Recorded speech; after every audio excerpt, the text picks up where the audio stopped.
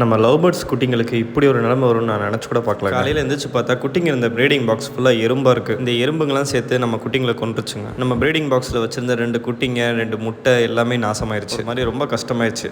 சரின்னு சொல்லி நம்ம கிவி பேர் அரசி எல்லாத்தையும் ஒரே கூண்டில் விட்டுருக்கோம். இப்போ இந்த பெரிய சைஸ் கூண்டில் எக்ஸ்ட்ராவாக 2 பானை கட்டணும். அப்போ தான் குட்டிங்களுக்குள்ளே சண்டை வராமல் இருக்கும். நம்ம கோழி பண்ணையை இடம் மாற்றுறதுக்காக கொஞ்சம் கொஞ்சமாக கோழி எல்லாத்தையும் எடுத்துகிட்டு வந்து வேறு இடத்துல விட்டுட்டு இருக்கோம். நம்ம ராமு சோமு கோழிங்களை அடிக்குதுன்றதுனால அவங்க 2 பேரையும் இப்போதைக்கு கூண்டில் போட்டு வச்சிருக்கோம். என்ன விஷயம்னு தெரியல, இப்போ கோழியும் கோழி முட்டையும் ப்ரைஸ் ஜாஸ்தி ஆகிட்டே இருக்கு. நம்ம கழுத்திரத்தான் கோழியை 1 கிலோ 350 ரூபாய்க்கு சேல்ஸ் பண்ணலான்னு இருக்கோம். நம்ம கோழிங்கெல்லாம் 1 கிலோக்கு மேலே வந்துருச்சு. நம்மளோட கழுத்திரத்தான் கோழி பண்ண வகைன்றனால இந்த 350 ரூபான்ற ரேட்டில் விற்கிறோம். இல்லைனா ப்ரைஸ் இன்னும் ரொம்ப ஜாஸ்தியாக இருக்கும். நீங்கள் வீடியோவில் பார்த்துட்டு இருக்க கோழிங்களே 4 கோழி ஆல்ரெடி புக் ஆயிடுச்சு. இன்னும் கொஞ்சம் நாளில் நம்ம கோழி வளர்க்குற சீரிஸ் முடிய போது லாபமாக நஷ்டமானு தெரிஞ்சுக்கிறதுக்கு நம்ம சேனலை மறக்காம ஃபாலோ பண்ணி வச்சுக்கோங்க. யூடியூப்ல நம்ம சப்ஸ்கிரைபர்ஸ் 44,000 45,000 மாறதுக்கு இன்னொரு 500 சப்ஸ்கிரைபர்ஸ் தேவைப்படுறாங்க. நமக்கு ஆட் ஆகிற ஒவ்வொரு 1000 சப்ஸ்கிரைபர்ஸ் கணக்குலையும் ஒரு கோழி குஞ்சு வாங்கி விடுறோம். ஸோ இந்த சீரிஸ் முடிகிறதுக்குள்ளே நீங்கள் மறக்காம சப்ஸ்கிரைப் பண்ணி விட்ருங்க. அதே மாதிரி இன்ஸ்டாகிராமில் 26,000 27,000 மாறதுக்கு வெறும் 300 ஃபாலோவர்ஸ் தான் தேவைப்படுறாங்க. இந்த வீடியோ நீங்கள் இன்ஸ்டாகிராமில் பார்த்துட்டு இருந்தால் மறக்காம ஃபாலோ பண்ணிக்கோங்க. இன்னைக்கு டே 37 ஆஃப் நான் கோழி குஞ்சு வளர்க்க போகிறேன். தேங்க்யூ ஃபார் வாட்சிங். Tata bye by.